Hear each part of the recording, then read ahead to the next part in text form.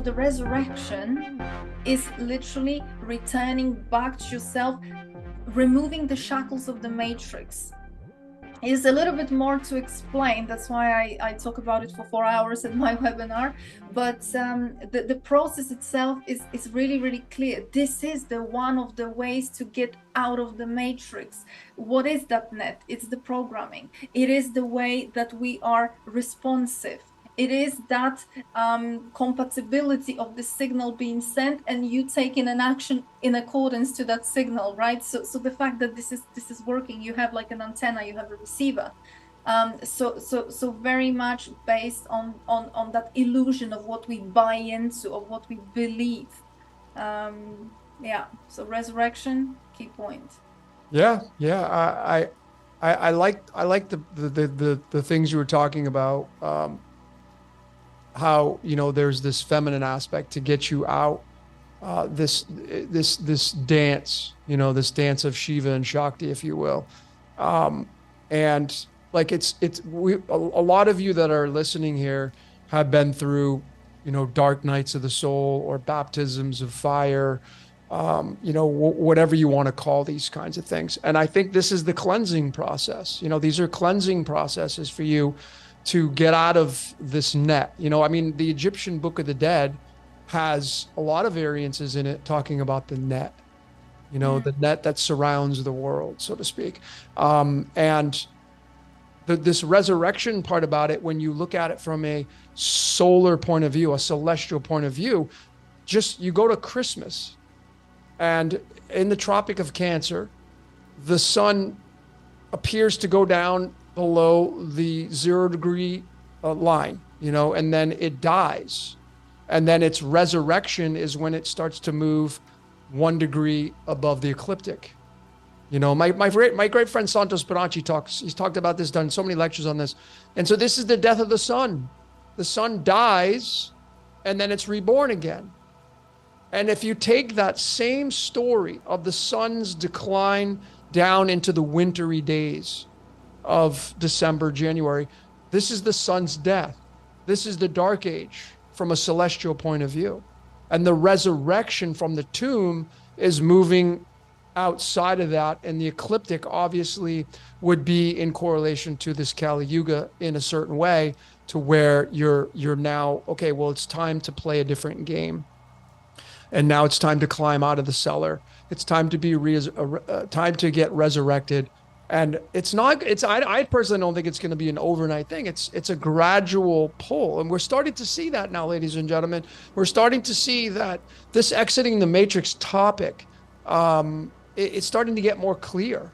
I definitely like this podcast, and it's been a while since I watched our last one, but this one, definitely has some really good content so far, right? Like, I think it's going to get people's attentions where they're going to ponder this information and like, okay, that kind of makes sense. This sounds kind of interesting, because we're now having, I think, DNA activation upgrades. This is like, I've been doing tarot readings on my podcast for the months, and the message from the cards have been really the same across the boards. And that is DNA activation upgrades. That's what I have coming in for the interpretations of the cards. DNA activation upgrade. Well, what does that look like? Well, which is perfectly aligned to the agenda that they are trying to deliver, right? Which is, they are going after our DNA. Yeah. What is activating the DNA right now, which is what you're referring to, this influx of energy. Yeah. Because if it's coming from the center of the Milky Way galaxy, the womb of this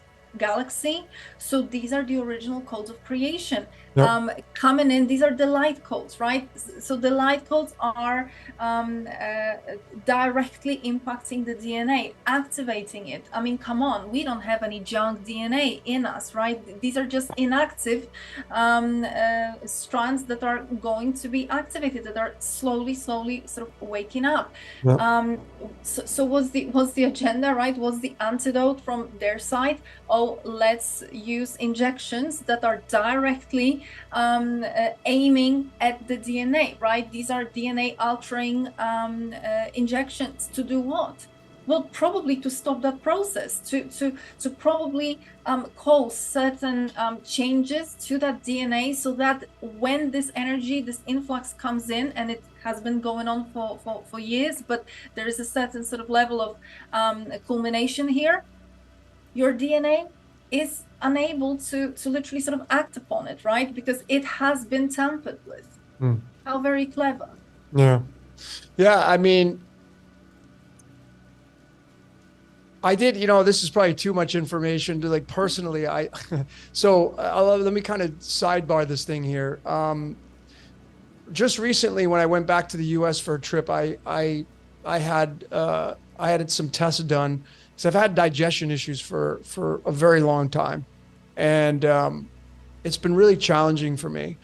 So, long story short, I found out that I have what's called H. pylori infection. It's a bacteria. It's called H. pylori. And when I started to research this, it started to make sense for me. And what is H. pylori? It's a bacteria, and it's a gram-negative bacteria. And what it does is it invades the stomach. It invades your intestines, so to speak, your stomach and your duodenum and the digestion area. And it can cause gastric ulcers, peptic ulcers, holes in the stomach. And when you look at this organism, you realize that it's not much different than us. Like, it wants to survive. How does it survive? Well, it can't survive in the acid of the stomach, so it has to burrow into the gel-like structure below the stomach layer, into this protective barrier. And then it starts to feed off of and compete for the nutrients that your body is trying to absorb. And as it grows, your immune system tries to go after and attack it because it's a foreign invader.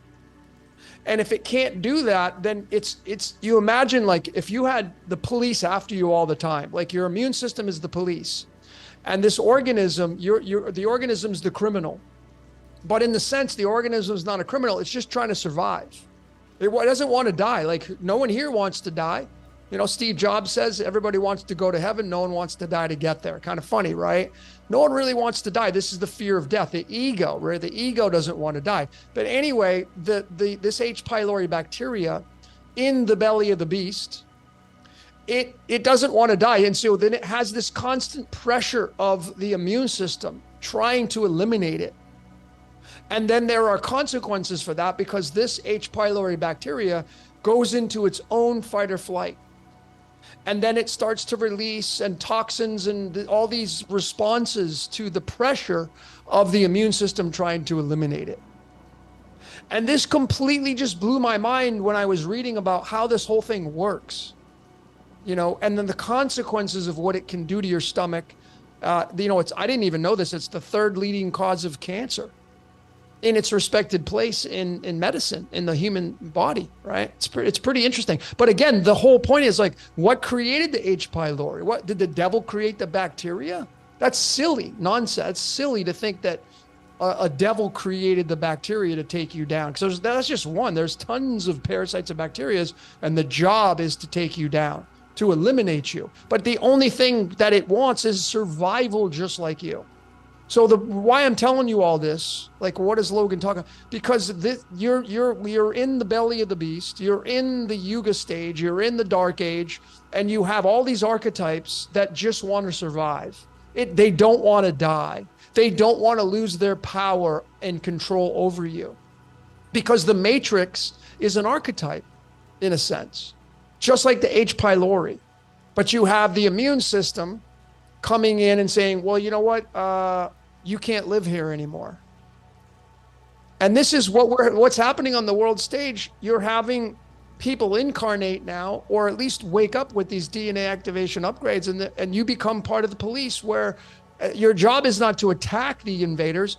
Just don't pay attention to them anymore, and let the natural evolution of this process of awakening happen, and the cleansing of the earth, the cleansing of the body. Because I think that the whole reality that we live in is like an anthropomorphic being. Like the cosmos is an anthropomorphic being, and it has a death itself, spirit into matter. The matter is death, and then it realizes, wait a second, I'm pretty sick here. I have stage 4 cancer, or I have this terminal disease, and I better get some help. And you go and you start to cleanse the body. And Yeah. now the cleansing process is happening. And I think that's what's happening. And this is the whole exiting the matrix part, because it's being dismantled, right? These parasites, these bacterias that don't want to die, they're doing whatever it takes to hold on. And so they're throwing out all this, and we're seeing it. It's just like the craziness on the world stage now it's so ludicrous. It's laughable now at what's being done. And I don't think it's done yet. I think we're starting to see this perhaps wave come our way. And this is the last ditch efforts to hold on to the survival of what it means to be these archetypes. And the resurrection of you as a human being is like, I have a terminal illness, I better get some help. And you finally get some help, and you finally start to eat better, and you finally start to think better. And next thing you know, you no longer need to pay attention to those things that need your attention to stay alive, because now you're being resurrected and you're being pulled out of the pit, so to speak. And I think it's just such a beautiful thing, you know, and people like you that come along and you're this tour guide and you're able to share your mindsets. And, you know, again, you and I don't share the same mindsets in everything, but our intentions and what our goal is exactly in line. And I don't think there's one way to salvation using that terminology. I think there's branches of it. But inevitably, like if I asked you, what's your agenda? It's the same as mine. It's the same as a lot of you viewers. Your intentions and agenda is the same. You want to go towards the same places that Ola and I want to go towards, which is freedom, which is purity, which is bliss, which is living a life of enchantment, you know, being around leprechauns, you know, seeing them run around, hanging out with them, you know, hanging out with animals that you may not have been able to hang out with because, you know, animals are scared. Like here in Mexico, you see these lizards a lot, especially the lizards. As soon as I walk down the street, as soon as they see you, they're like bathing in the sun. They just hightail it out of there just by seeing you walk by. It's like it's such an instant fight or flight for that animal, right? And it's so interesting with nature. Do you think nature's going to change, Ola? Like as we move out of and move into this resurrected state of being, do you think nature's going to change? I think I just want to make a comment on what you said. Yeah, I said a lot, so go ahead. Very important point on the nature. Do I think the nature is going to change? I think there will be a bit of a change, not as probably visible as we would maybe expect, but I think that some of the behaviors, some of the sort of animals and you know the nature, some of the ways, the rules of the game, I think are going to change a little bit. I think that some of the nature kingdom is also infected in a way by those low vibrational energies, with sort of animals that perhaps don't have to kill, you know, each other are doing that. And I know the whole story about survivals and instincts and all the good stuff, but still, even the ancient texts specifically say that, for example, the eagles sometimes attack certain other birds or animals, which is not really necessary, and that is a bit of a heritage from certain manipulation done to them by this king race, which is what we see in the ancient Egypt, the kind of the bird-like looking kind of you know, human and the bird sort of peak type of face. So I think that some of those behaviors would have been corrected. But back to what you said, because that's a very, very interesting point, that, you know, they want to survive just as much as we want to survive, right? It's just that there is a parasitic type of relationship. But what we tend to, I think, forget, and or perhaps this is interesting to draw the attention to kind of zoom in on that, is that, you know, I don't necessarily look at it in a sense of who is playing what role. They have a role and everybody is important. I'm looking at it more in a sense that, you know, when you became infected or sick, and that bacteria was at the root cause, there is something that goes on here, which is, you know, that bacteria didn't come from just anywhere. I mean, it did kind of come from just anywhere, but the point being is I didn't get it. and your friend or neighbor next door didn't get it. So there is something that made you susceptible or in some way receptive, right? Something was in your system that was perhaps already compromised, or something wasn't really prepared to deal with that kind of invasion, right? That made you sick. But it didn't make me sick. It didn't make your neighbor sick. Just in the same way, I think we can draw that parallel that, we demonize them, and the whole evil is them. But what they've done, they've sort of pulled certain very cunning tricks, and we let them, and we bought into it, and we believed that, we stepped away from whatever it is. And I know that we can obviously have the discussion of, well, this is a manipulation, etc. But hey, here we go. Probably most of us who are watching this right now, what's going on. So you're not the ones manipulated. Yep. Yet you let that, right? Yet it's happening. Yep. So I don't think it's that simple. And absolutely, I'm on it with you that it is not sort of to ostracize them to death. And this is not so much about they are guilty and we are the victims. We allowed certain things to happen. And when we allowed, we also allowed to continue. So I think there is that element of, stepping back into our power and seeing, okay, where did I become receptive to it? Where did I allow this? Where did I, allow this control, or where did I allow this manipulation to actually affect me, and for me to step into and start playing this game? Because this is how it happened. Wouldn't have happened without your permission. Wouldn't have happened without you letting yourself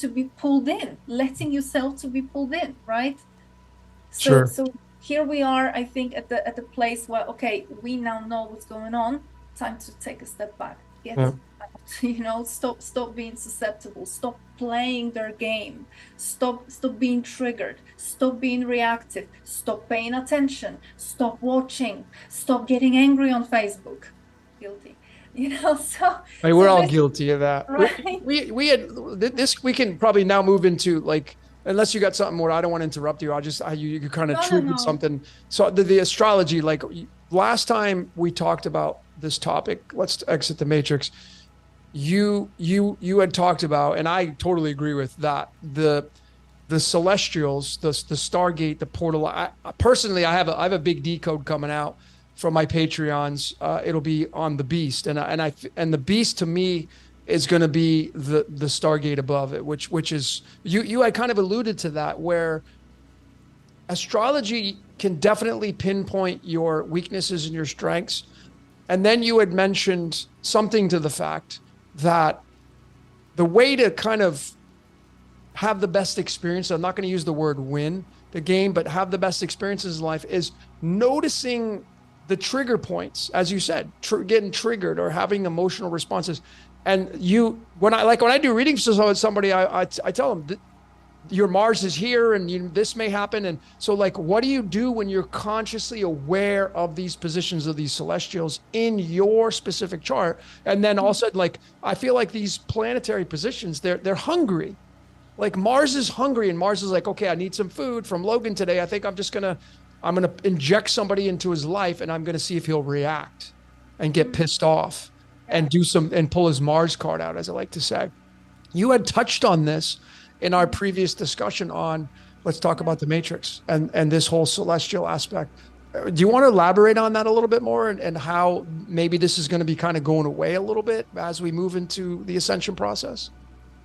So you see, the way I see it in terms of exactly what is this astrology, what is our chart, our code, I think I would be tempted to say that your chart, your code, is a little bit like a passport, as in, when you come in here into this realm, right, when you are kind of about to incarnate, whether you are going through this incarnation cycle from inside of the sort of under the dome, or whether you are coming from the outside, whoever the matrix controllers, however we call them, they kind of want to know who they are dealing with. So I don't believe that everything in our astrology or numerology is purely to do with the matrix, like everything is negative and it's only the matrix. Yep. I believe it's a bit of a blend. So I believe that they sort of run a check on you, or sort of check you, you know, if you want to come into our game, we want to know who we're dealing with, right? So they need to have that data captured about you. This is why we also have some good things in our chart, right? Some talents or whatever, some positive skills. Yep. So including probably our mission, which is a threat, directly a threat to them. Why are you coming here? Oh, Logan is coming to do some decals. Ola is coming to talk about how to exit this matrix. Oh, bummer, it's gonna be a problem. Dangerous, right?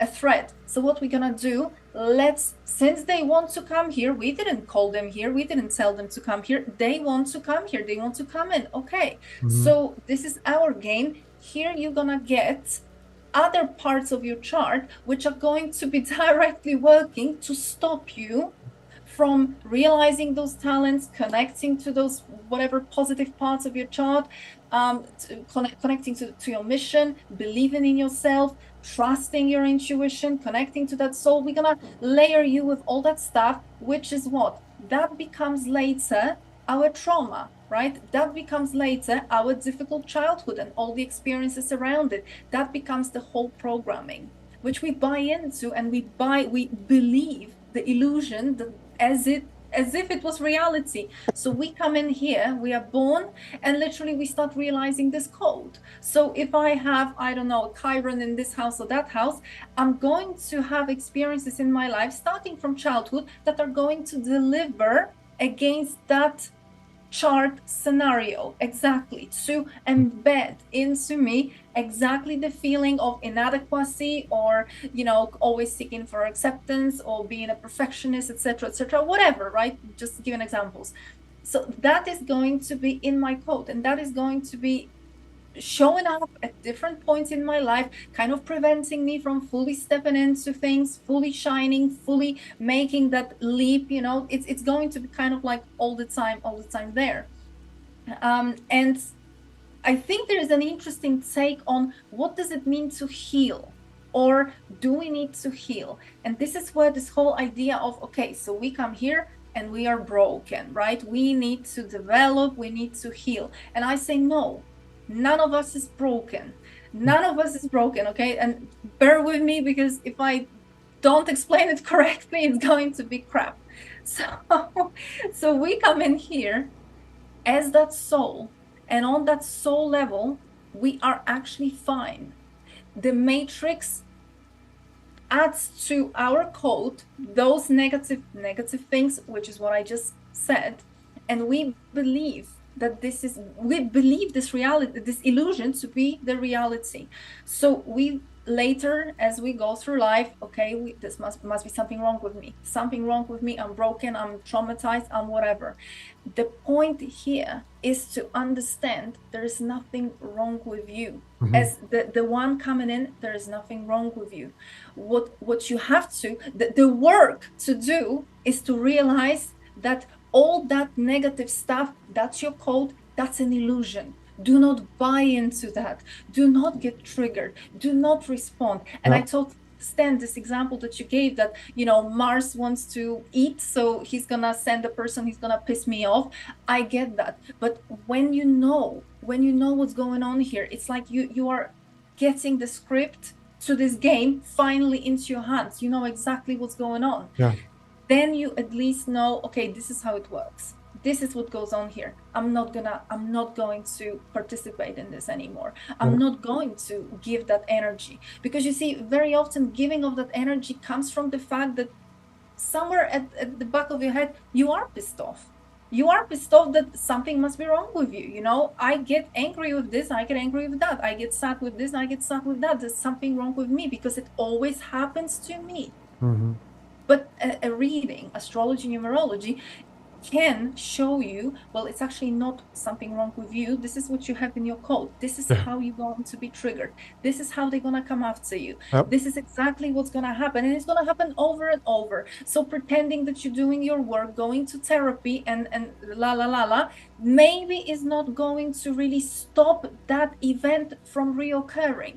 The only thing it can do at best is stop you from participating and playing the game, right? And reacting and responding and getting triggered, getting mad, or whatever the emotion associated with it. So this is kind of, this is my take on it, and in my readings this is how I approach it.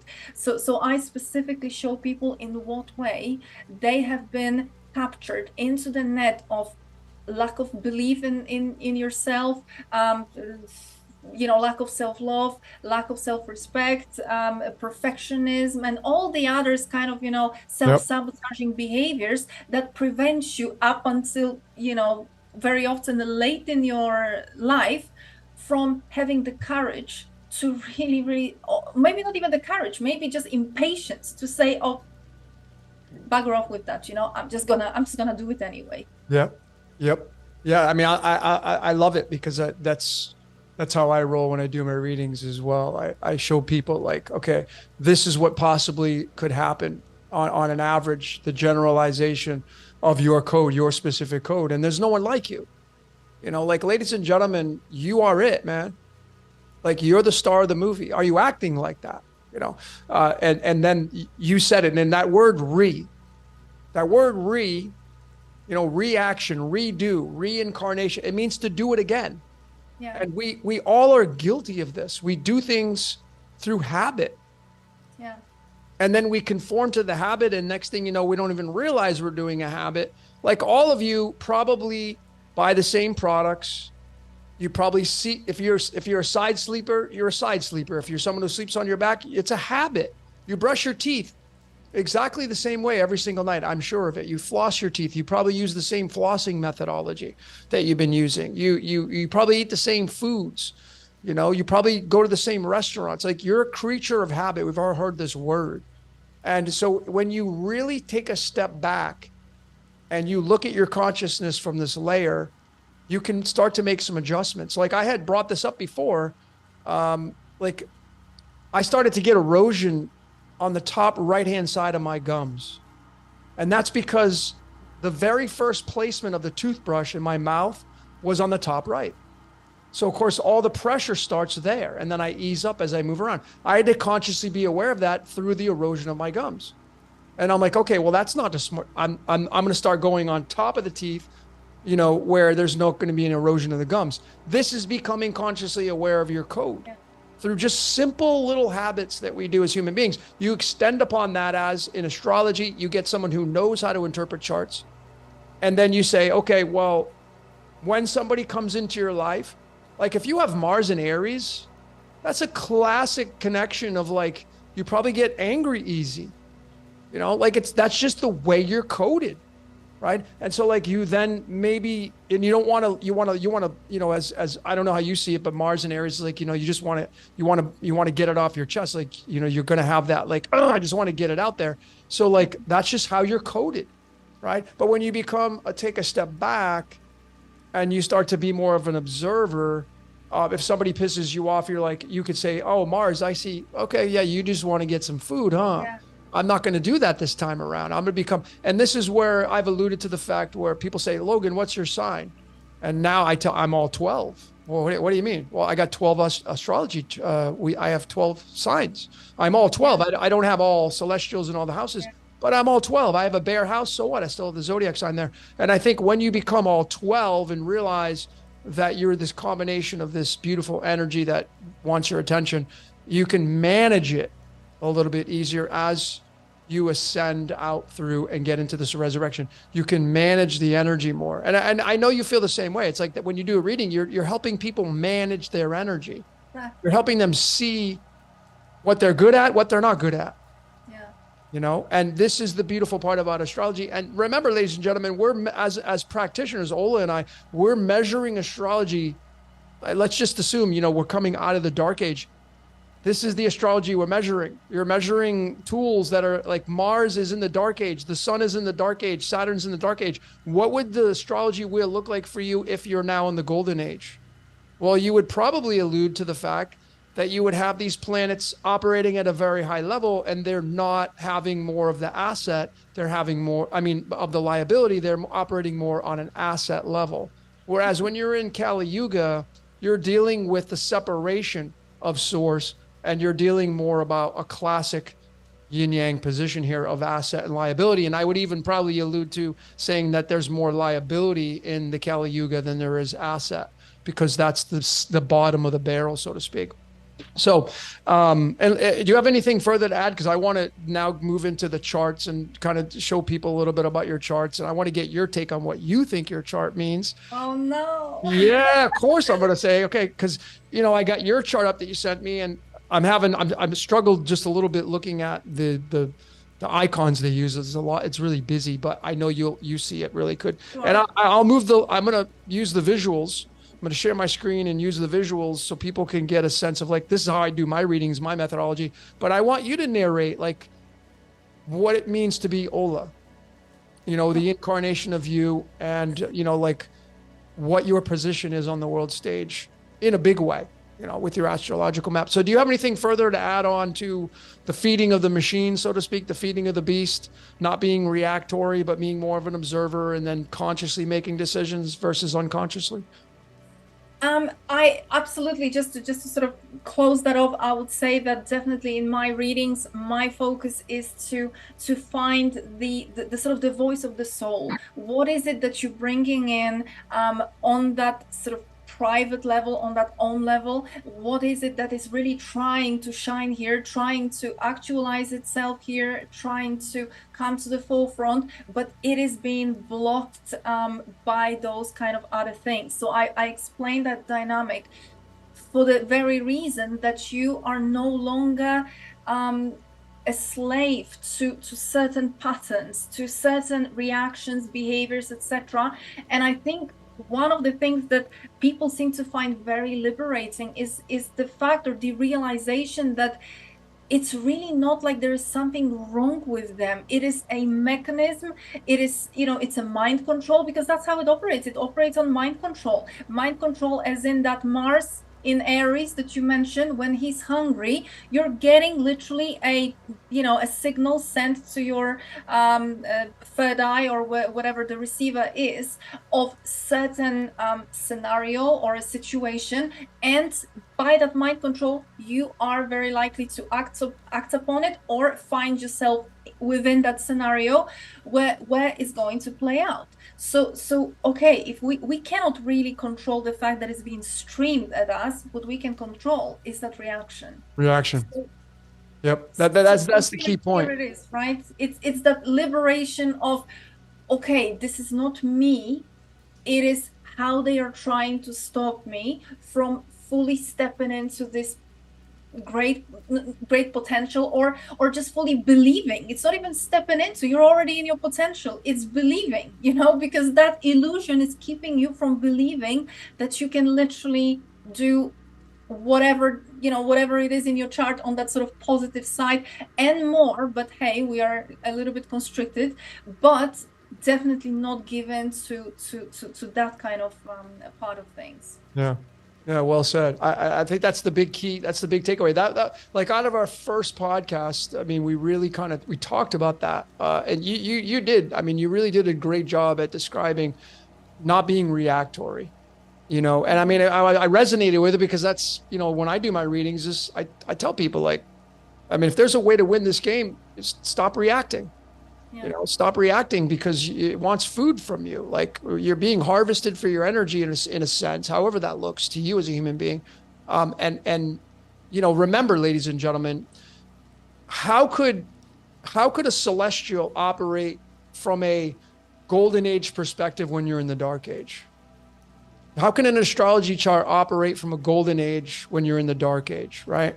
There's going to be this dichotomy, this separation of the dark age to the golden age through the astrological lens as well. So I think the ascension process, the exiting the matrix as we gradually move away, if this is how it's going to work, we move back out of, we start to get more asset information versus liability. And I think that's really a beautiful scenario to really kind of paint, and then move into, because when I do readings for people, I know you as well, is like I'm looking at charts and I'm like, do you even realize what you got right here?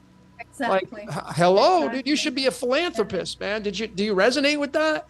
And some people, like, not everybody, but some people, like, you can see philanthropy, and I'm like, but they can't see it because it's like, well, that takes, a lot of money. Well, then go hang out with somebody who's a philanthropist, and then they may rub off on you. But, like, I'm like, do you realize the code that you have? It's like the potential you have here is, I mean, mind blowing.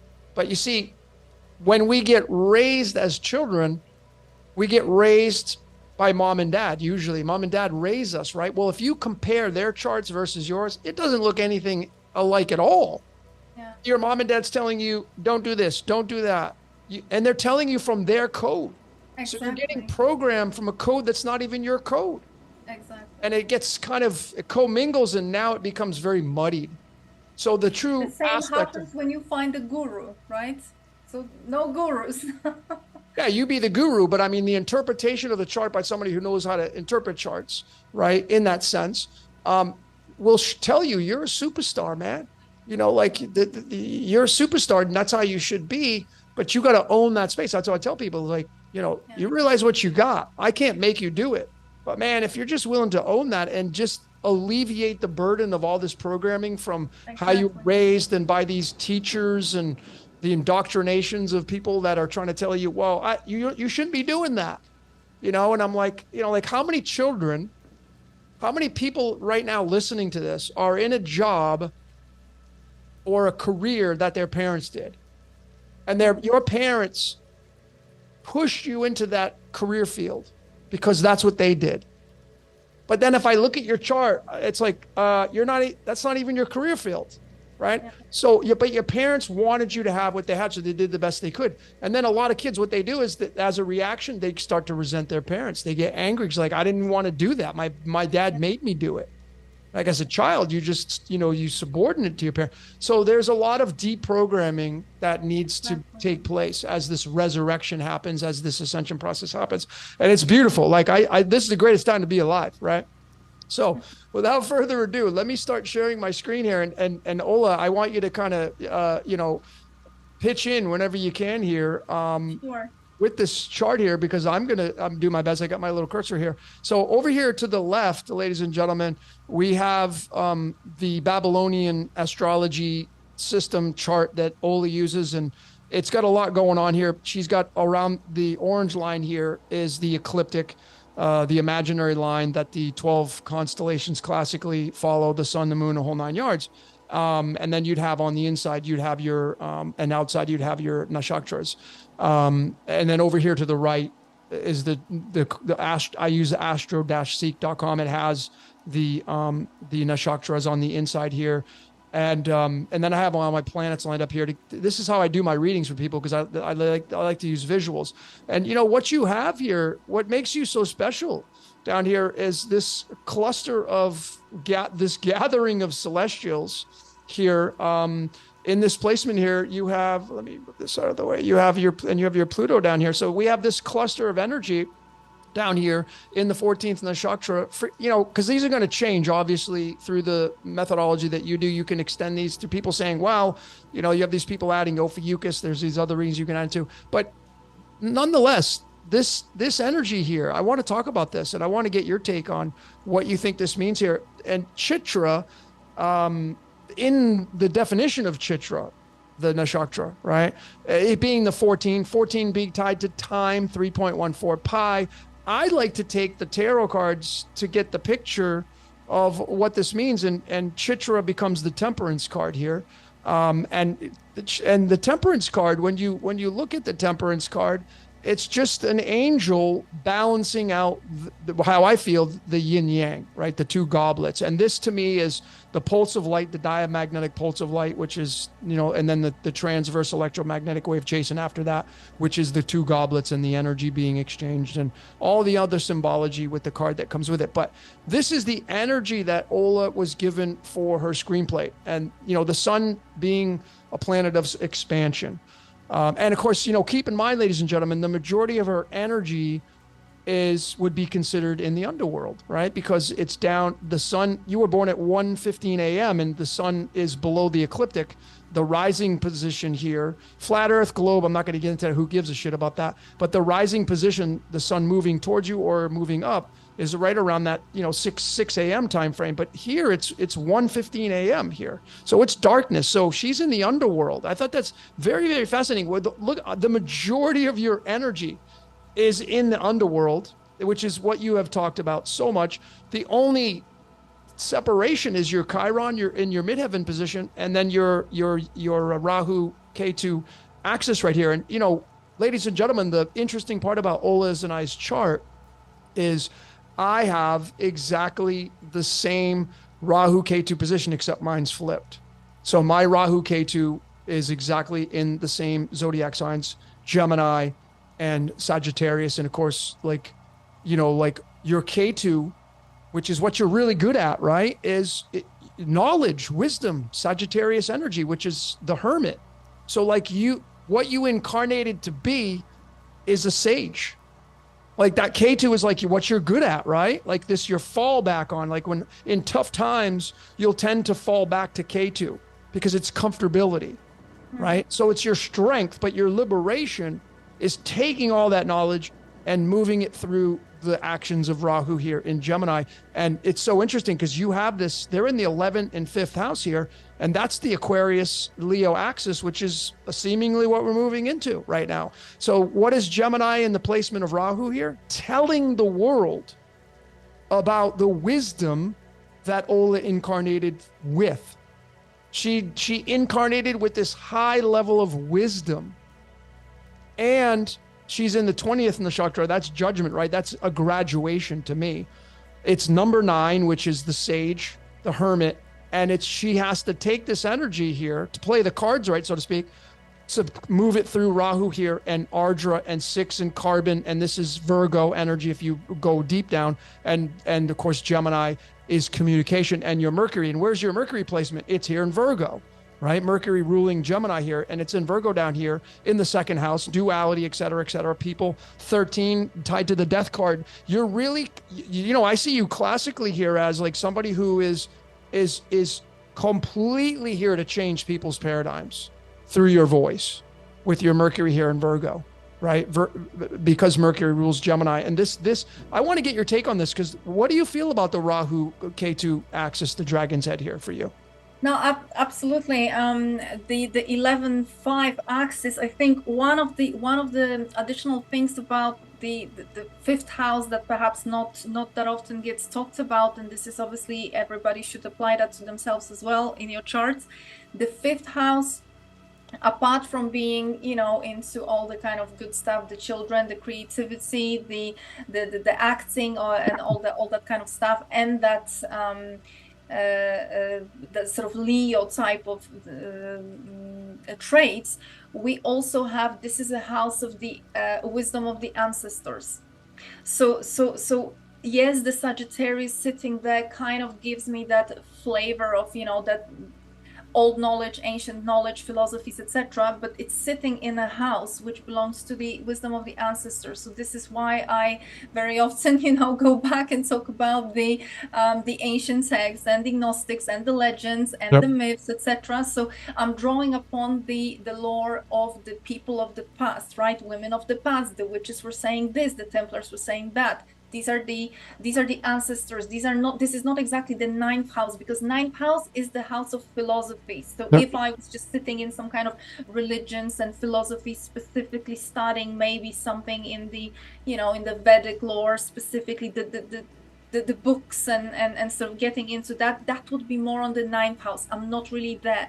I'm more on that wisdom of the past as it was delivered to whoever was using it at the time. And yes, to unpack that into the 11th house. So the 11th house is house of doing something for the collective, right? Social circles, social circles, but on that higher level, this is someone who's coming to advance the kind of the collective, the society in some way. This is contribution, this is service, not the Piscean, not the 12th house service, but this is the 11th house, this is the Aquarian. So this is that kind of illumination, bringing something for the collective to develop, to perhaps find out something. But this is overall that service to the collective, service to other people, service to networks or whatever, collaboration as well, working with other people, being on an equal sort of footing. So this is not a guru style of, you know, me coming and trying to tell you how it is. It is, you know, if you came with me for an event, I am playing on the same level with you. There is no teaching, it's sharing. It's me trying to remind you. So this is very important, because the Leo, that kind of, you know, remnants on the fifth side, you have to sometimes tell me to behave, because it has that kind of tendency to go off a little bit, right, into a lecture. So it is more on that I need to kind of step down and go and understand and just kind of network with people. And this Arudra nakshatra in Gemini, absolutely, as you say, it is the dissemination of knowledge. But Arudra itself, the flavor here, if you look into the Vedic astrology, Arudra is a very interesting nakshatra, because it is symbolized by a thunder or by a teardrop. So it depends which tradition you kind of look into. So there is an element of literally sweeping the old and bringing in the new. Like, these are the kind of people that, you know, if you were told that, you know, forget about something, or, you know, you're gonna lose this thing, you have to now live without, these are the people that need to find themselves in that situation, and this is kind of their natural playing field. So the thunder, or, you know, it's like the flood comes in and it literally removes whatever was there, and now you have to build something new. So there is that element of me literally probably taking down some paradigms and some old ways of thinking. Not even probably, for sure. I mean, ladies and gentlemen, September 11th, everybody remember that event? Rahu was right here. Okay. Now, obviously, you can't correlate that event with what Ola's doing, because it's the complete opposite. But the energy that she has at her disposal is super powerful. That is why Rahu was here on September 11th. Obviously, Gemini representing the two twins, the twin towers, et cetera, et cetera. I feel like Gemini is the prison bars. So I feel as Ola's, Gemini, the prison bars in social circles, in Aquarius. Her Aquarius is over here in the 7th house, which is Libra. Her Libra is down here, and all the cluster, the majority of your energy is down here. And this is this Venus, Saturn, Sun, Pluto, and, you know, all this in the 14th nakshatra, and temperance and balancing. So your job, I can clearly see, like, you know, Leo rising here, you're born to be in the spotlight. You know, you're born, you know, obviously you got good looks, you know, you were gifted with good looks, you have beauty. So this is a tool, like a carpenter uses a saw or a hammer. I tell people all the time, like, if you're pretty, or you're good looking, you're handsome, why would you sit behind and not do anything with it? That's like it's a tool, right? But of course you can get prideful. This is the pride in Leo, and being ruled by the sun. So clearly you're like this light, right? Leo being ruled by the sun. You have this, and this is what you're given as a tool. So you use that, and people say, oh, Ola's attractive, right? But then when you get to meet Ola, you're like, well, damn, this woman knows what the hell she's talking about. And there's more substance here, right? And so it's a tool to use. And that's why you have this axis of Aquarius Leo here. But, you know, remembering that your Aquarius, which is where your Rahu is located at, is in your 7th house. So you're clearly here to balance the scales out. I mean, you have so much Libra energy. I mean, in tropical, if you look at your tropical, you have 5 planets in Libra. So, you know, you have a lot of Libra energy, and Libra, of course, is being ruled by Venus, and your Venus is, you know, in Libra, right? So, I mean, you're at home there. And let's talk about this. Like, what is your take on the Venus being the symbol of the Ankh, and then sharing space with the Sun, Saturn, and Pluto here? Like, what's your take on that for yourself? So this Venus, if you sort of zoom into it, Venus starts that stellium. So Venus is actually kind of coming in from the Virgo side. It's Chitra, but it's coming from the Virgo side. Yep. course, if you kind of look into the sky, this whole stellium is really happening at the very ends of Virgo. But of Yep. course, in the matrix astrology, they are using the equal signs and the 12 sign system, not 13. This is why I also use 12 signs, not 13, because the 13 is actually not a matrix number. It is a spiral. It is how we exit sort of the matrix. So the matrix is 12. So this is why we use 12. And that Venus, it doesn't sort of show very clearly here, but that Venus is invisible. So invisible because obviously of the proximity to the sun. Invisible Venus, back from, for example, Babylonian astrology, is Venus in the underworld. So here I am again banging on the underworld everywhere, right? Yeah. And drawing and sort of this is my playground. Another thing which that stellium, the placement of that stellium is on the star Spica. If anybody sort of remembers the Spica is brightest star in Virgo, right? Yeah, it's a beautiful star, and by the ancients, this star is connected to Isis, Mary Magdalena, Inanna. So this is that star linked to spirituality, but that kind of feminine path, if you like. So if anybody is wondering where is this whole alchemy talking and all that kind of context coming from, it is partially coming from that position. And of course, you know, the sort of mainstream astrology looks at the Venus position in Virgo as the detriment. So this is a, let's say, negative position. Yeah. However, if we look from the angle of Vedic astrology, there are certain yogas that are present in my chart, and one of the yogas are it is basically about the sort of position of Venus compared to another planet which is also in the same sign, and this is actually specifically Mercury, which is kind of lifting that Venus from debilitation, so that Venus is invisible, but she is not necessarily debilitated because that Mercury pulls her out of that debilitation. So that Venus is not sort of negative. And anyway, to be honest, I think that this is one of the matrix lies around where the debilitation point is, because specifically the debilitation here is the 27th degree of Virgo. Well, that is pretty much right on Spica. Almost right on Spica. And how can the Spica, the star that is so linked to Virgo, linked to the feminine like Venus, how can that be debilitation? So everything is obviously flipped. Yeah, I'm with you. I think anything can have debilitation to it. I just think these celestials have been hanging out for so long. They figured it out.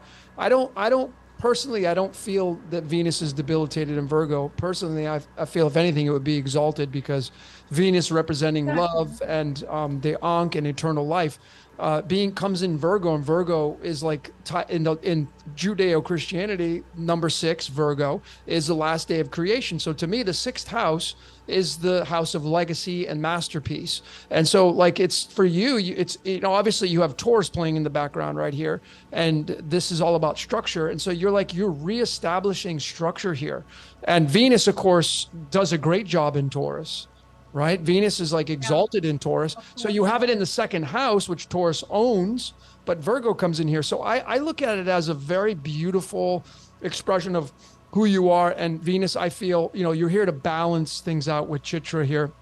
You're here to balance it out. And yeah, Mercury is your voice and the way you kind of see things. And I personally, I mean, I know you're kind of a perfectionist. I know you're looking to perfect things. I mean, that's what Virgo really is all about, is perfection. The last day of creation, perfection, legacy, masterpiece. And you're doing it through the layers of Taurus. And I mean, your Taurus energy is up here in your 10th house, which is your service to the world, your career. You know, Chiron, if we shift into this, right? So Chiron is typically known as the wound. Right? It's your wound. However, I don't know how you feel. I want to get your take on this, because I know a lot of people be like, okay, this may be a different spin on it. Chiron classically being as your wound, but what if your wound will be like a catalyst and people's wounds will work through you?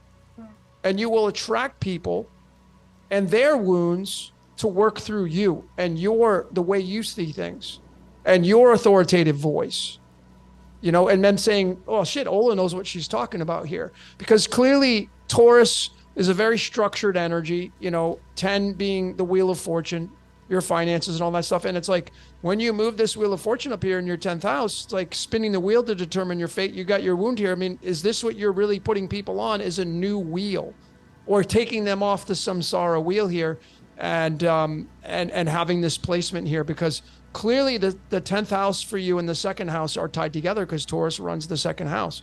So I really feel like this is a beautiful area of your expressions here.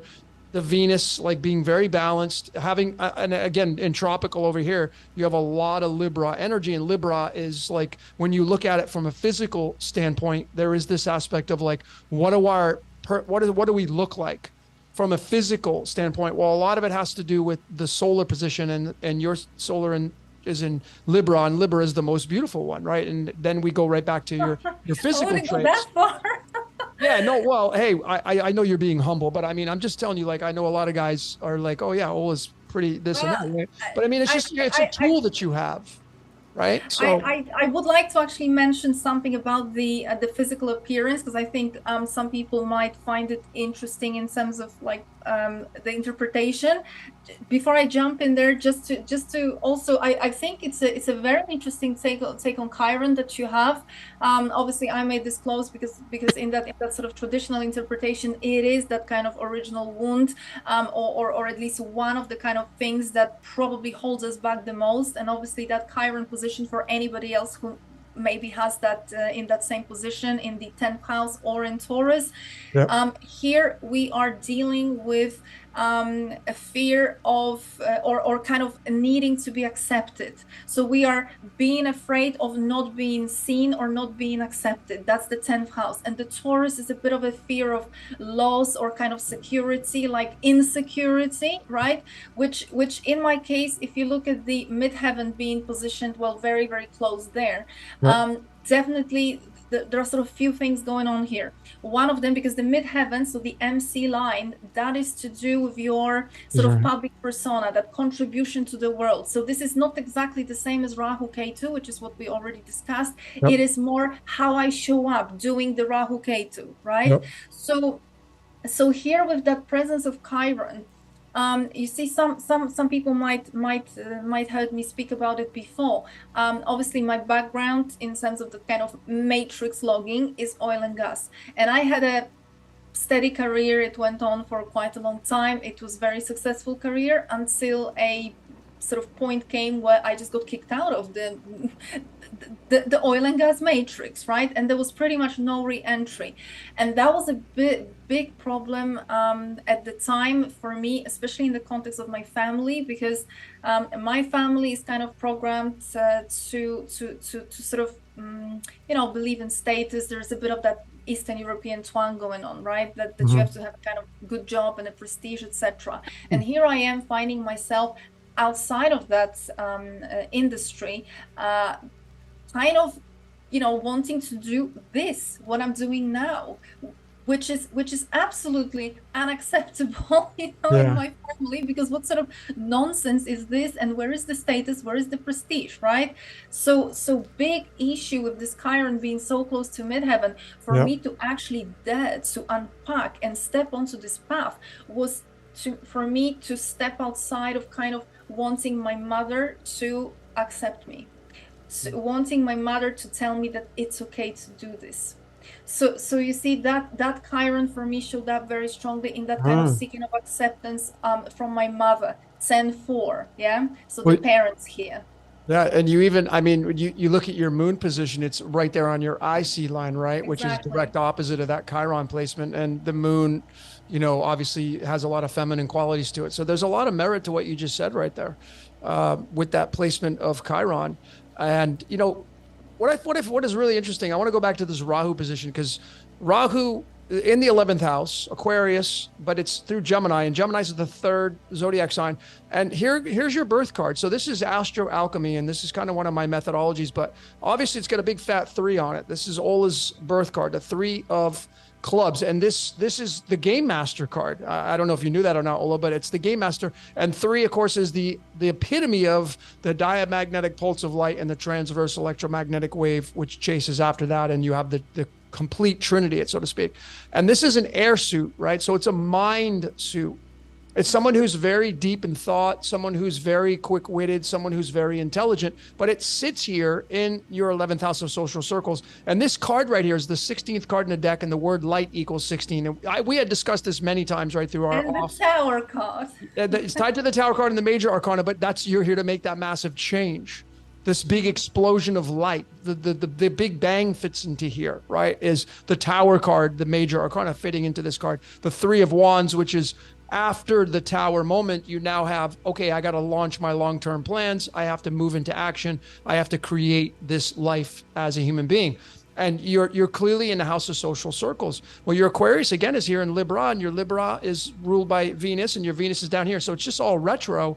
And you're clearly here to balance the world stage out. And you do have a lot of energy down here in your house of Libra. It's in your 3rd house. So I could bring your 3 of clubs down here, and it would mesh up with this position of Libra here, having the sun here, the spirit, your spirit. And remember, this is the 16th card in the deck, and the word light equals 16. Well, the sun gives off a hell of a lot of light as far as I can tell. So you have this really big layer here of light in Libra, Ra being the sun god. And you have Jupiter and you have the moon here. You're almost at a new moon, right? You're probably a sliver. Yeah, it is a new, it's still qualified as It a new still qualifies as a new moon. I mean, I'm sure you have like a little sliver showing there, but I mean, this is like, new moons are, new ideas, new things, something that is out of the ordinary, right? Like the people that you get called in, like, hey, Ola, what kind of ideas you got in the think tank? Like, you're that think person. So you have all these great ideas. And this is why people should be paying attention and getting readings with someone like you, because you're here obviously to expose the light through balance, through Libra energy, which is love. And since Venus and the sun are combust here, I mean, they're conjunct, basically combust with Saturn here. And Saturn, of course, you're going to make sure you get it right, obviously, right? Your Saturn position, you're not going to get it wrong, right? So like this, classically, Saturn comes in here in Libra in the 3rd house, and obviously this has a lot to do with how you communicate, how you create, which is, beauty. That's really what it's all about here in the 3rd house. So what do you see on that with your 3rd house? You have a lot of energy here. We got Jupiter down here as well. So let's bring Jupiter in to get the visual here. A lot of energy to deal with down here in the underworld. Yeah. So that's the Sun, Saturn, Pluto, Venus conjunction in Chitra. Chitra, one additional thing about Chitra is that kind of form and shape, right? Because we are on the border between Virgo and Libra, so we have that kind of design and form, plus that kind of beauty. So how does that come together?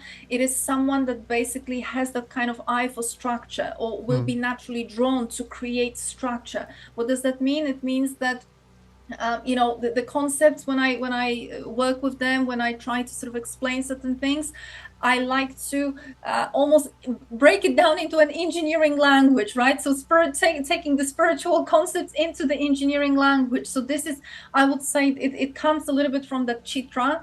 And then on the other side, we have the Vishaka. So number 16, again, the tarot, that's the Tower. I have the moon and Jupiter, kind of conjunction 4 degrees apart. Yeah. The moon in Vishaka, so the moon represents as well a little bit like Ketu. It is not such a zoom in like Ketu position, but it is that kind of background, that overall energy that I'm bringing with. So Vishaka is one of the nakshatras of the witches from the past, right? Yep. This is that kind of energy that the witches would be working with here, and that Vishaka perfectionism, that it's a determined nakshatra. It's a nakshatra of success. So here, probably sometimes I should really shift gears and sort of take it easy, and I probably push a little bit, push myself, but also this is a demanding nakshatra, so that that expectation kind of bleeds outside of me. So probably a bit of a pain in the ass to be around. Hey, to kind of burst the bubble here. One more thing back on that Sun Saturn, the Sun, you cannot probably see that here, but Saturn is in a position, it's under 17 arc minutes from the Sun, which is we call that Kazimi. So the Saturn is in the Babylonian astrology, we call it's in the heart of the Sun. My Saturn is, I think, only 7 away. So it is in the heart of the Sun, which means that if it was combusted, as in if it was not visible but a little bit further from the Sun, it would be a bit different situation. But when Saturn is in this position, I am a little bit so the kind of we're dealing with alleviation of some of the negative outcomes of this position, because Saturn doesn't really like to be combusted. So I'm getting a little bit more access to that spiritual side of Saturn, that maybe more subtle side of Saturn, not just, you see, very often when I because Saturn is one of the planets that everybody is afraid of. And I'm very lucky because Saturn has never really kicked my ass properly. So that's probably the result of this position here. So that's for everybody. Whenever you have Kazimi, so the Sun conjunct another planet within literally 17 arc minutes, this is Kazimi, and you're kind of getting the benefit of those lighter energies, the more spiritual version of that planet. Another, on another point, it is still a conjunction, and the Pluto is sitting there with that Sun. So what tends to happen, and this is part of my code, I would be quite exposed to quite dominant men in my life, men who even abusive, even men who try to be abusive in one way or another, at work, or they try to dominate. This is a kind of dominating energy. This is an energy that tries to kind of invade and is a little bit on an overly intense side. So what does that mean? For example, I've had that kind of encounter at work. I obviously had that encounter in a private life. So this is something that I think it would help, for other people to know that this is not like it's something inherently wrong with you because you keep attracting something like that. No, you have it in your code, and I know that I'm gonna have that kind of type of encounter written, and it's gonna continue. So right now, whenever somebody like that shows up and tries to in some way control me or kind of dominate me, I know exactly, okay, here it is, I'm playing the same game again. So this is that kind of more ugly side of this conjunction. Right. And of course, the proximity with Pluto being the planet of transformation and death, and Sun conjunct Pluto, it kind of, apart from the experiences, it also kind of gives certain twang to my personality, which is that Plutonic personality. That's quite an intense personality, okay? This is someone that overall is going to, without even trying, probably trigger people. So hey, I don't know if it's so great to have that. For sure. Pluto comes from the Greek word Plutos, which means the riches of the earth, the underworld, the earth. So you talk so much about the underworld here. The Sun. When I did my decode on Prometheus, which is Hades, which is Pluto, it has a contract with the sun above. I mean, the Earth has a contract with the sun. The sun provides the light, which provides photosynthesis. You have plants grow, the plants die, they fall back to the ground, and the ecosystem has its recycling process. This is classically a representation of that right here. You were talking about attracting men and all that stuff, and you were saying like this can be a little bit of a challenging area. Through sidereal astrology in your 7th house, which is classically the house of marriage and partnerships, it's Aquarius, right? So like this and who rules Aquarius? Well, I mean, Saturn does classically, but Uranus moves into that when it was discovered in 1871. And your Uranus is right here in the sign of Scorpio. So this is clearly, you're going to attract people that are like-minded of the occult, the whole Plutonian energy of Scorpio here. Right. I mean, that's you attract somebody who's intelligent. You're looking for somebody who's intelligent, who has, mindset of the occult and the esoteric knowledge, that you have deep conversations. It's an air sign, so you need somebody who's a deep thinker. And Uranus being tied to Scorpio, you come right back down to the fourth. And so for you, I see like a sanctuary, a home for you, being tied to the occult mystery schools. I wouldn't even be surprised if you have your own occult mystery school eventually here, establishing something like that, down here, because clearly you, in your sixth house of legacy, you have Capricorn there, which is an earth sign. So, you're definitely here to establish some kind of system here that's rooted to the earth. And you go back to Saturn here and you have Libra again, and the balancing of these systems. So you can clearly see, ladies and gentlemen, Ola, with all this energy here, Jupiter, the expansion of Libra, Jupiter comes in here and it's like, hey, well, like you're going to expand your layers of communications in your third house. Your Gemini's in your second house of Virgo. You're going to get it perfect. You're going to want to be that perfectionist. The material you're coming out with is going to be really accurate. Your accuracy level is very high. I mean, again, you have a card of light. Your spirit card's the 5 of diamonds. This forms the 53. 53 is the one half of the I am. 35 is simulation. The fifth house is right here, which is where your K2 is. So, this card right here, by the way, if you're a 5 of diamonds, it's one of the cards for the game of life, being card number 31, 31 being tied to pi 3.14. And 31 is from my it's the number from, if you add up all the digits in my date of birth, so that's 31. You got a 31 life path. Yeah. So, your life path definitely can be here in the fourth house, which, you run Uranus, you run us, you got Mars there as well. So you have a lot of drive towards the occult. Like Mars drives you towards the occult. It's in the 18th nakshatra. Christ equals 18. So there's purity of the drive of Mars through the lens of Scorpio. Scorpio having all the secrets, which is why, and you're housing that. And Uranus and you having in the 17th nakshatra, this can be tied to the star card, you being the star of the movie in the occult. So like you have such an amazing code. And all the other cards you have, you got the 9 of diamonds and the king of diamonds, the king of diamonds being, a boss, a CEO, the 9 of diamonds being the star of the movie, like so ladies and gentlemen, this is what Ola has here. She has light for her birth card. She has the game of life for her spirit card. And then the karma cards, she has, being a boss, being authoritative voice, and then being the 9 of diamonds, which, Charles Reeves, September 2nd, this is the 9 of diamonds, like being the Neo character. This is the lineage of the cards that Ola has, that she's been given. This is as no pun intended, this is the cards that she has to play, her hand.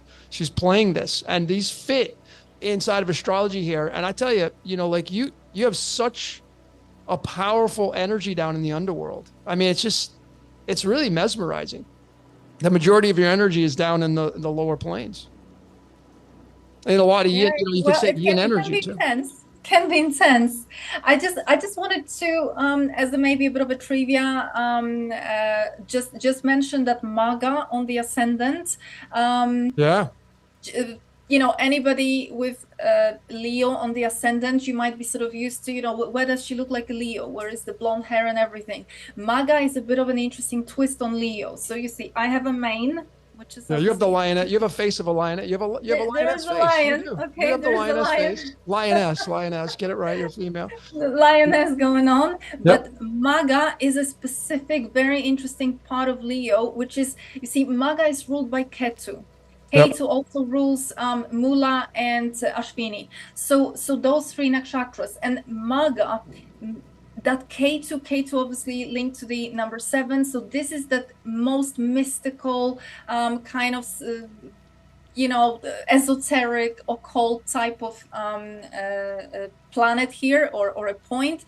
So K2 gives that Maga, that natural darker look. It will be darker features. It will be darker hair.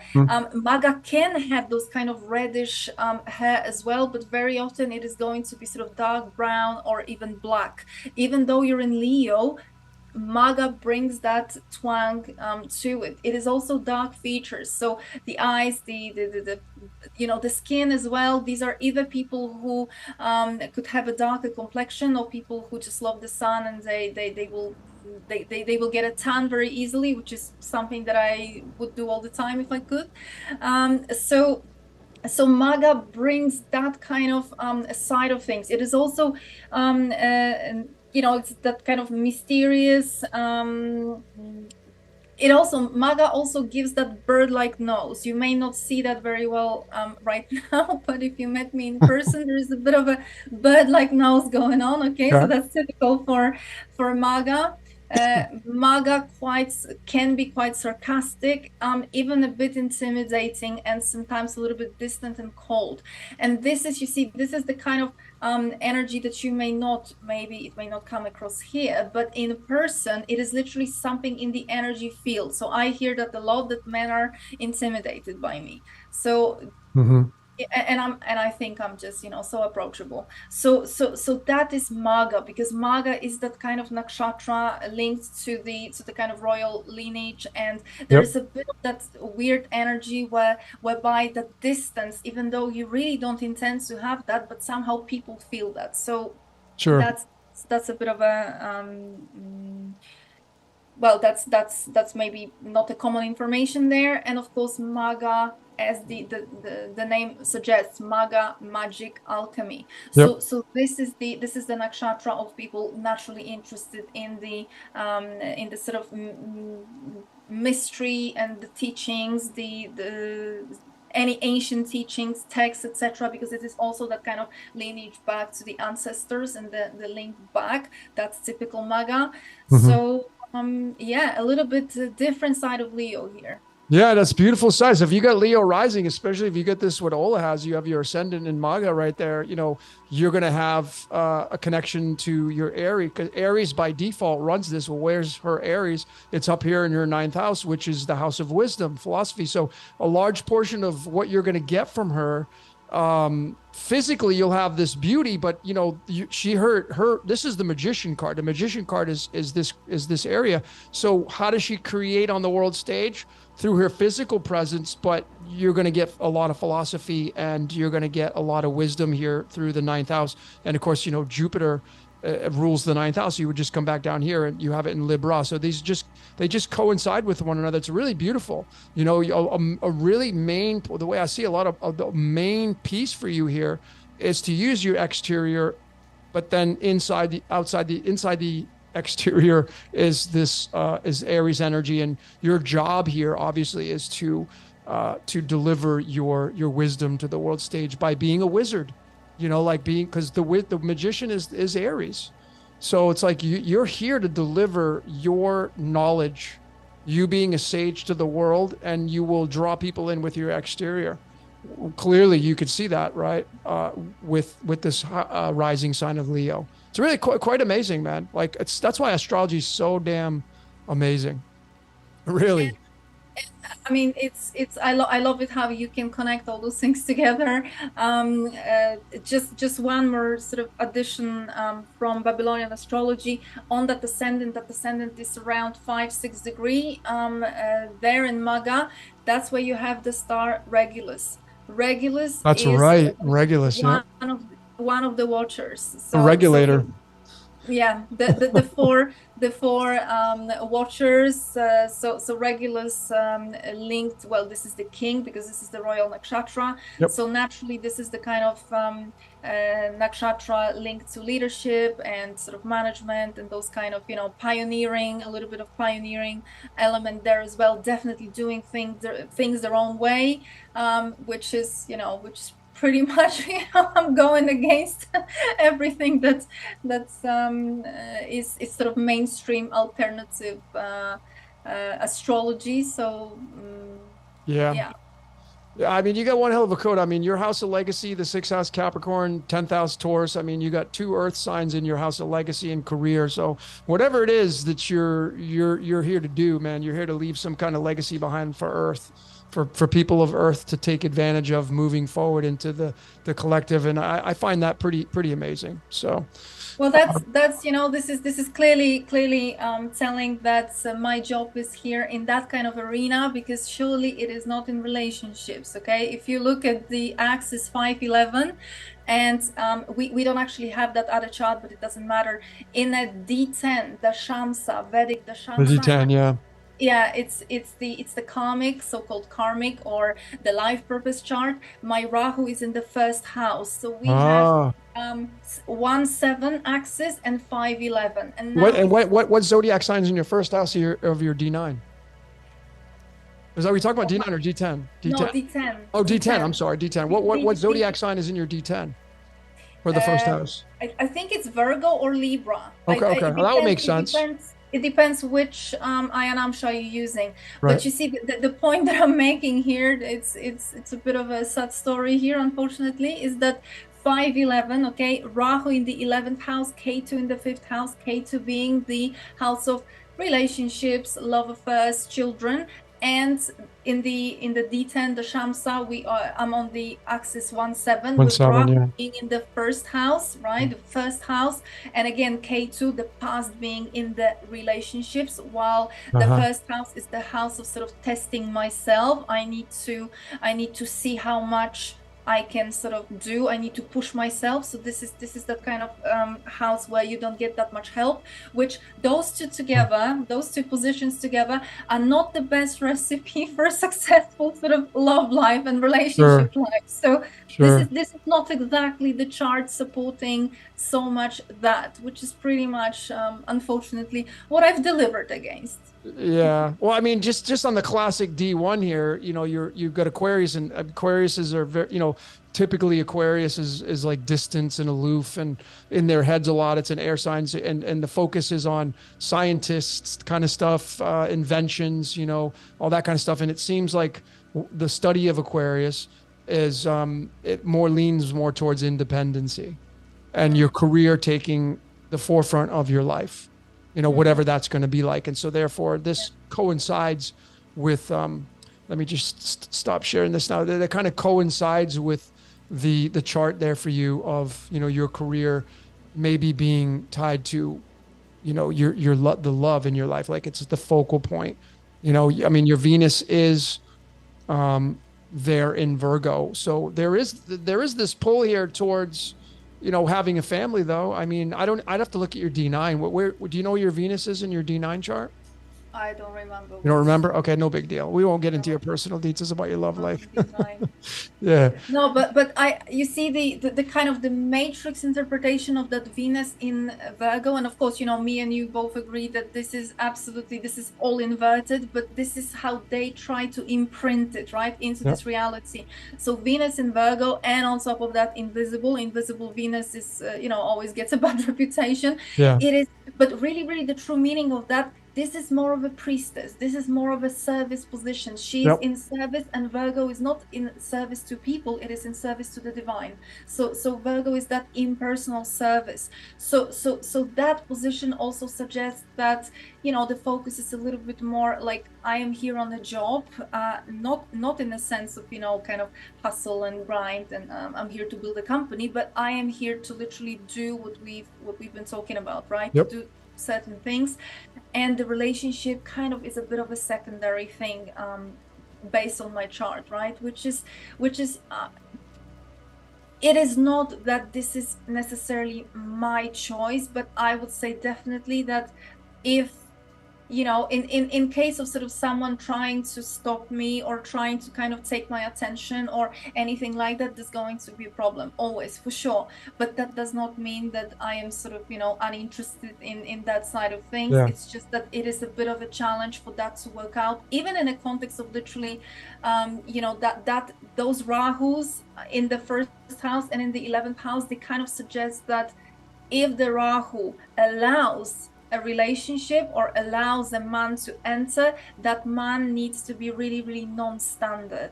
And please apply Yep. that to your charts as well. If anybody has Rahu in the first house and maybe their love life is not the best, then now Yep. you understand why. Okay, the 11th house similar. Yep. So these are pretty much two axis to do exactly with relationships, marriage, etc. So I'm divorced. I was married for 15 minutes, well, a little bit longer, but it was kind of in and out. So I'm pretty much unfortunately delivering against the code. And yeah, Rahu in the first house has already exhausted, has already been through all the relationships in the seventh house, K2. So Rahu in the first house says, okay, you need to focus on sort of testing yourself, doing things on your own. So yeah, this is story of my life, when I have to rely only on myself, unfortunately. So that Rahu in the first house for everybody, that Rahu will allow a partner if that partner is in some way non-standard, so that you do not try to repeat the seventh house, because that's done. This partner needs to be in some way unusual, whether that be big age gap, up or down, whether that be different nationality, preferably even different continents, or whether that be, I don't know, somebody covered in tattoos or something about them that's just non-standard, unconventional. Yeah. Unconventional. Then that will be kind of allowed, or at least allowed for some time. Yeah, I mean, just having Aquarius in your seventh house clearly says like you need independency. So if you're going to attract somebody, if a relationship would work for you, there has to be the boundary of I need my time alone. I need my independency. I need my time for research. So you gotta know that. And this is how astrology helps relationships, because you can start to look at your partner for what they are. And then you can just say, okay, all right, well, so if I got to be with you, then I have to give you this space. Well, you don't have a choice. I mean, if you give me the space, you're going to hear about it, right? This is how you get into debates and all that kind of stuff. So yeah, clearly I see a lot of your energy being focused on you this time around, being able to have this space of being this leader on the world stage, being a voice, being someone who people pay attention to and say, okay, well, there's something to this Ola lady. And then, if someone were to try to get close, they need to know that you need space. You need space for your work. You need space for your business. You need space to help the world, because your Rahu and your classic spread is in the 11th house of social circles. You're going to have a lot of people around you. You're going to need to be around a lot of people. Like you get into a relationship these days, most people, they're whack jobs, man. They'll get really, they'll get so jealous. Exactly. And it's like that jealousy for you and your chart, that just doesn't work. Doesn't work. No. That's not going to work, man. You're starting off on the wrong foot. Like you need to be somebody somebody of a chart like yourself. You need to be non-jealous, supportive of that person's code, and realize that they're very independent and they need a lot of free range. Not to get out there and play the field and be a user. No, the main job for you, obviously, one of them is to help the world. Create a different space and to ascend out of this and resurrect out of this Kali Yuga. And this is what this whole topic's been about, escaping the matrix. But from a personal point of view at this very end, man, I mean, the code that you have, that you can clearly see it. And that's why I'm saying is astrology is gonna help people moving forward, because it's gonna allow you to see people for who they are, instead of saying, well, I don't like the way you do that. Relationships, I mean, marriages, 53% of marriages end in divorce. So the statistics are not in your favor. I watched this amazing hour and a half interview with this divorce lawyer. I had no idea to watch it. It was about marriage and love. He's a divorce lawyer. That was on the topic. And he had come in and he was so genius. And the guy was telling you, statistically, marriage is negligence. It's a negligent act to get married, right? Because the statistics are not in your favor. And the way we go about doing it is, and so this is classically, you look at someone's chart like yourself. Doesn't mean you can't do that, but I'm saying is like knowing how Ola operates and then saying, I see you. And then it allows you to then step back and observe the beauty in your code versus saying, well, my code doesn't operate that way and you got to operate on my code. Well, sorry, that doesn't work, pal. And even with friendships, even with friendships with you, you have all this energy in social circles. So clearly Gemini energy is pretty heavy in your charts. Yeah, and I would, I would say that this is the funny clash between the 11th house and the first house, because the first house, this is not, I think the first house quite often gets interpreted, as ego house, or sort of, self-love and all the, not self-love, but like narcissism, Yep. Well, I hope I'm not on that spectrum, but the first house is pretty much about figuring things for yourself and having this time and space to do Yep. things. And the 11th house is not exactly that. So you see, it's almost a clash of agendas here, because on one hand, the 11th house is clearly what I'm doing right now with you, right? So we're talking, we're gonna have some more people perhaps tune in and listen to some of this. And of course, I'm connecting with people via my events and consultations and all that, but it is extremely important for me to have the time just for myself, and Yep. to be able to, withdraw, go away, spend my time with the leprechauns, as you say it. That is the first house Rahu. So this is sort of me, doing, testing myself. How am I doing literally in action, which is nothing to do with other people. Yep. So that's the first house here. So it's a bit of a kind of clash, and it's difficult to balance that a little bit. But if anybody has that kind of those houses going on, well, in your code, and you don't really understand what's going on, then this is what's going on. Yeah. No, I mean, that's great. That's what I'm saying. It's like, so ladies and gentlemen, what's in your first house? Like you're all 12 signs, of inevitably what's in your first house will kind of dictate and narrate how you roll in this life. Like where's your vision going towards? A lot of it has to do with the first house, because it is about me, like what's the desires here? And clearly in the classic sense, you have Leo, and Leo's like you're the lioness, and the lioness is going to roar, and you're going to hear the lioness, and you're going to see the mane, and you're going to see the beauty, and and then you're going to use that as a tool, and then you incorporate all the other houses, and now you have Ola, right? So it's such an honor to look at your chart, and this has been fun, man, doing this live, and hope, and maybe you're going to get some guys knocking at your door now, like, oh, I see you. Okay, you would fit me. I'm sure you will. You're going to get emails of guys hitting on you like, oh, okay, well, Oh my God, I'm this you've and I'm seen my that. program, Not that beyond you were asking difficult. for that, but I'm sure we can laugh because I'm sure it's coming. Right, I'm sure it's coming. But just know, like a little inside scoop for people, right? But all fun aside, a glorious code that you have, and obviously, what I love about what you're doing is you're doing what you're supposed to be doing. You're doing what feels right to you, and you're Yeah. not letting anything get in the way, and you're learning as you go, and that's the beautiful part about life. Even if you never knew anything about astrology, and then we just dump this on you right now and showing you, I mean, it's undeniable Yeah. that this Yeah. system is in place in your life, and it's utilizing you as an instrument, right, as it writes through Right. life. I mean, Yeah, and this is the human body, the pen writing. Yeah. so like we said before, right? These some of the things in that chart will be the sort of the things coming from the soul trying to guide me into those things, and this is that voice of the heart, right? This is what gets me out of bed every morning. This is what makes me want to do those consultations and makes me love it. This is why me and you are connected, and we're talking about those things. We're talking about events and potentially organizing something, right? This is what I love. This is that Rahu Ketu, plus maybe the Venus position. But those things that are kind of trying to undermine my sort of belief in those things, or make me question things, or sending me those controlling people, etc., my way. This is the part of the code to do with literally trying to kind of stop you, right?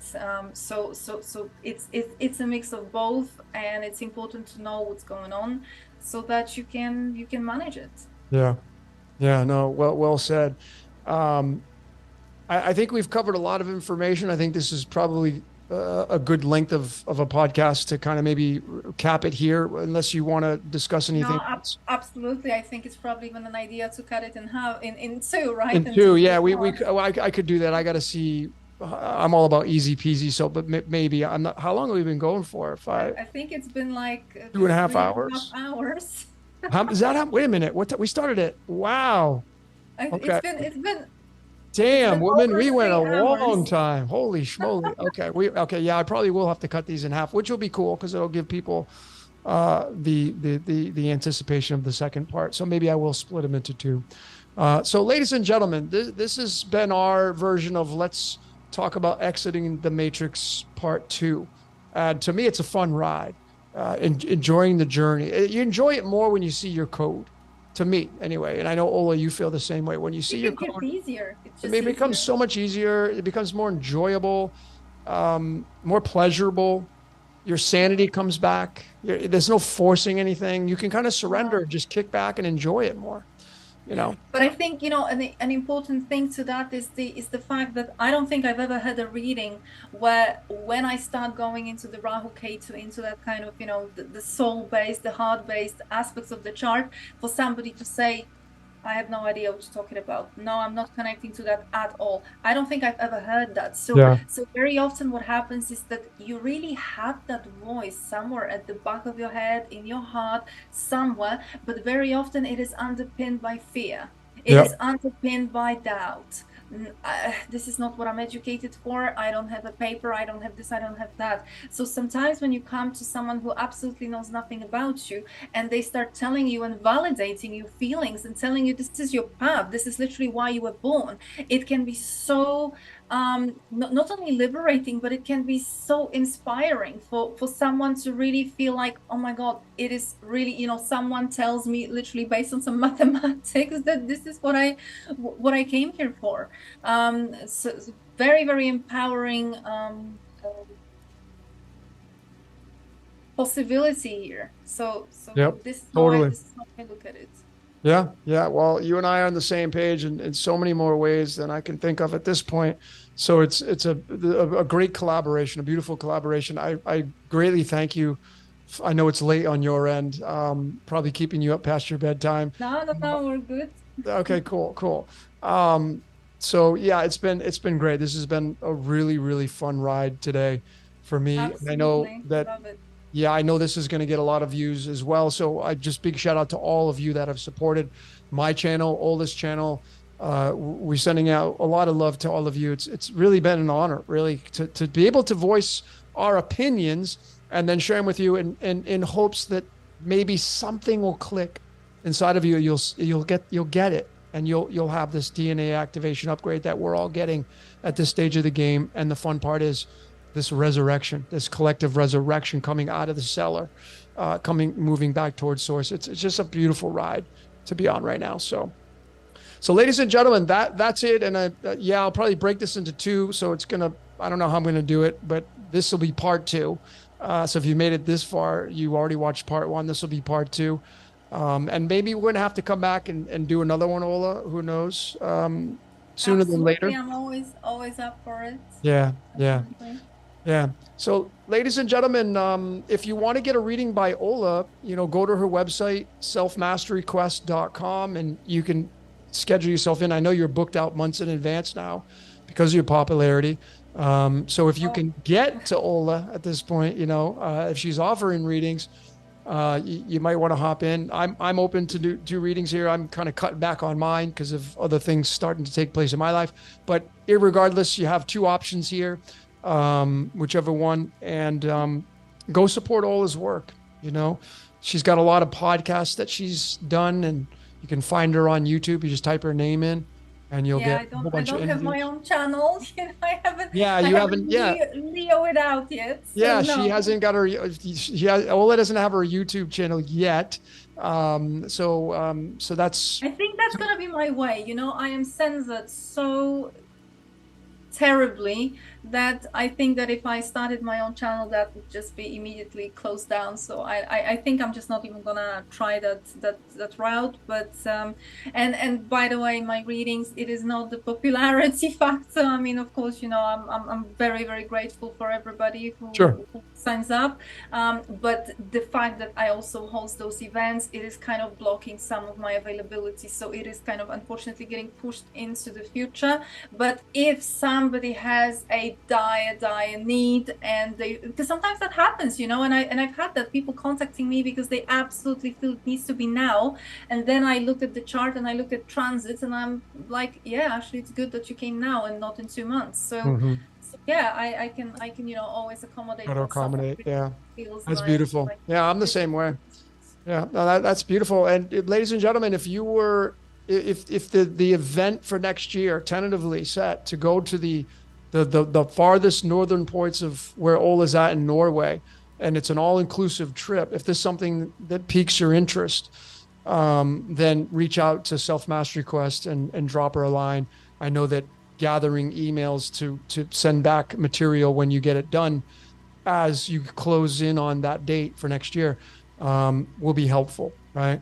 absolutely I definitely plan on being there next year because, you know, like I just want to experience wonderful. some It's already leprechaun. shaping up.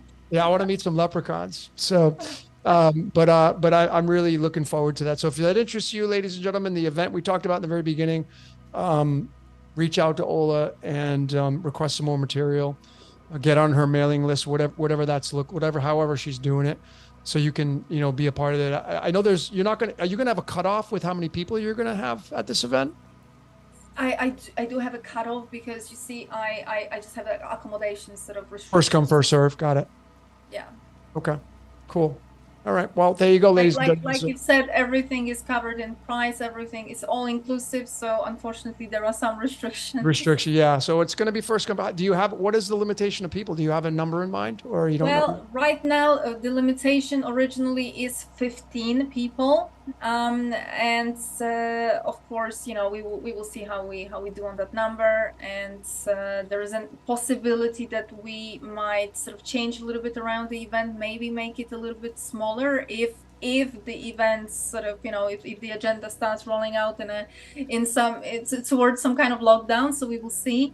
Right. But I already have people who even book tickets, plane tickets, and so very, very interested. But yeah, absolutely, if somebody else wants to join us. Yeah. Well, I'm sure you won't have any problems filling the seats up. I'm sure it'll be a sold out event. Small, intimate, the Arctic in Norway, beautiful time to be alive next year, 2024. So